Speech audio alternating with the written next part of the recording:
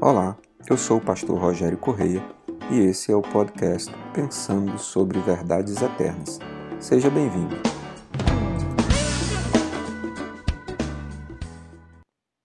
Nos últimos dias temos tratado sobre salvação, a necessidade de reconhecer que somos pecadores, a necessidade de um justo morrendo por nós, a necessidade de crer que Jesus é Filho de Deus e confessar que precisamos dele e que o queremos como Senhor e Salvador das nossas vidas, e o fato de que nós somos salvos pela graça, o que quer dizer que não há nada do que façamos que possa pagar o preço da salvação, porque ela nos foi oferecida antes que nós pudéssemos fazer alguma coisa para merecê-la.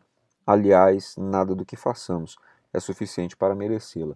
Isso nos indica aquilo que a teologia descreveu como uma espécie de pequeno processo de salvação, que seria o arrependimento, a salvação, que é ao mesmo tempo um ato e um processo. Recebemos a salvação da parte de Deus e vamos desenvolvendo a salvação como um processo de vida.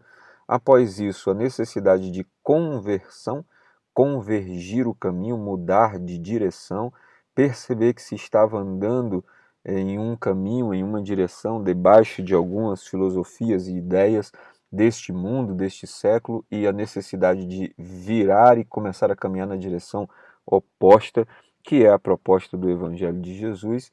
Depois, a santificação como processo de continuação da salvação até chegarmos à glorificação. Hoje eu quero falar um pouquinho com você sobre esta santificação, o processo de nos tornarmos mais santos. A palavra santo significa alguém separado, separado do pecado, separado para Deus, separado para estar com Deus. Não necessariamente separado do mundo ou da vida por meio da morte, mas separado da maneira como o mundo caminha e da maneira como o mundo pensa, representando o mundo como um conjunto de ideias e um conjunto de filosofias que expressam o tempo em que vivemos. Pensando nisso, o apóstolo Paulo, escrevendo para a carta aos Tessalonicenses, no capítulo 4, versículos de 1 a 8, diz: Finalmente, irmãos, vos rogamos e exortamos no Senhor Jesus que, assim como recebestes de nós, de que maneira convém andar e agradar a Deus, assim andai, para que continueis a progredir cada vez mais. Porque vós bem sabeis que mandamentos vos temos dado pelo Senhor Jesus, porque esta é a vontade de Deus, a vossa santificação, que vos abstenhais da prostituição, que cada um de vós saiba possuir o seu vaso em santificação e honra, não na paixão de concupiscência, como os gentios que não conhecem a Deus. Ninguém oprima ou engane seu irmão em negócio algum, porque o Senhor é vingador de todas estas coisas, como também antes vos dissemos e testificamos. Porque não nos chamou Deus para a imundícia, mas para a santificação. Portanto, quem despreza isso não despreza o homem, mas sim a Deus, que nos deu também o seu Espírito Santo. Então veja que, por pelo menos 3 vezes, Paulo usa a palavra santificação. Deus nos chamou para a santificação. E ele explica o que vem a ser essa santificação. A abstenção da prostituição, o fato de cada um procurar manter o seu vaso, ele usa esta linguagem para se referir ao nosso corpo, como se o nosso corpo fosse um vaso, e nós escolhemos o que colocar dentro deste vaso. E ele diz então que cada um deve saber possuir o seu vaso em santificação e honra, separado do pecado e honrando a Deus.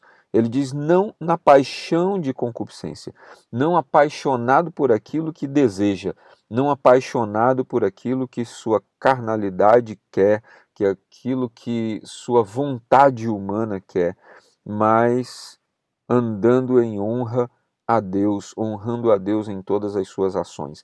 E então ele também traduz isso sobre o mandamento de relacionamento uns com os outros. Ele diz: ninguém oprima ou engane seu irmão, porque Deus é vingador de todas essas coisas.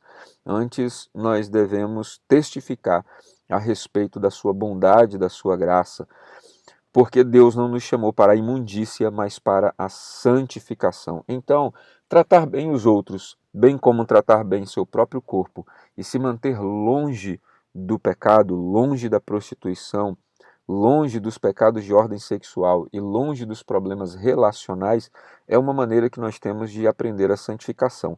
E a santificação não nos é natural.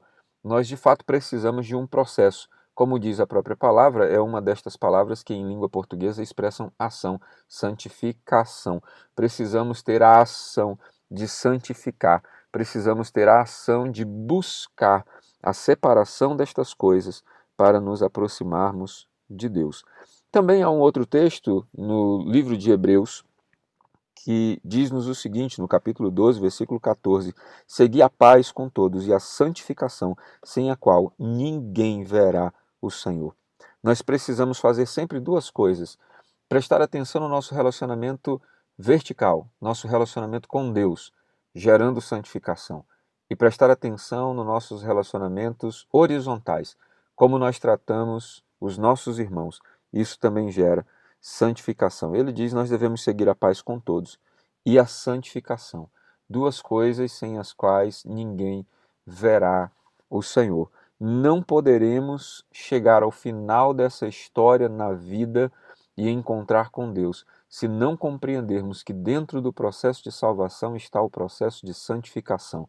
Nós reconhecemos que precisamos de Jesus, temos uma experiência salvífica com Jesus e depois entendemos que porque Jesus nos mudou de dentro para fora, porque Jesus mudou o nosso interior, nós precisamos agora começar a caminhar debaixo desta nova vida, desta nova natureza que Jesus nos deu, nos separando do pecado.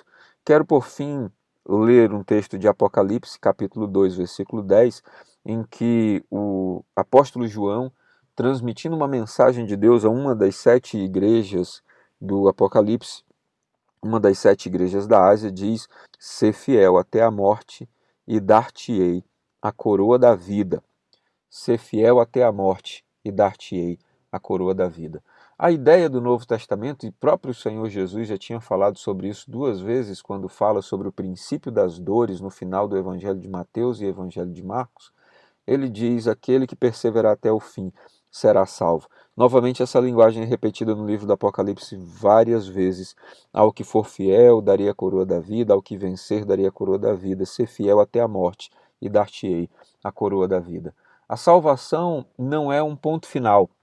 Nós não corremos até chegar à salvação, chegamos na salvação e agora podemos relaxar. A salvação é um começo, é uma porta de entrada. Nós descobrimos que há uma outra maneira de viver, melhor do que a que tínhamos vivido até aqui.